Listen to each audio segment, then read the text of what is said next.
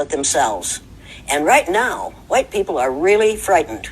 If you don't understand the destruction of Planned Parenthood offices, and you don't understand the wall that we're going to build on the southern border of the United States, you haven't read the book The Birth Dearth by Ben Wattenberg.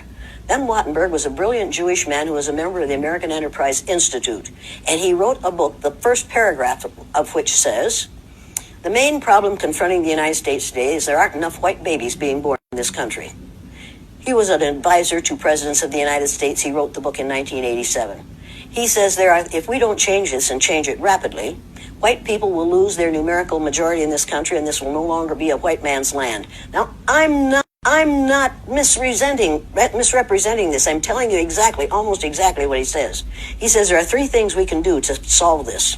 Number one, we could pay women to have babies, as they have been doing in Western European nations for years. Then he says, and these are his words, not mine, "Unfortunately, we would have to pay women of all colors to have babies, so we don't want to do that."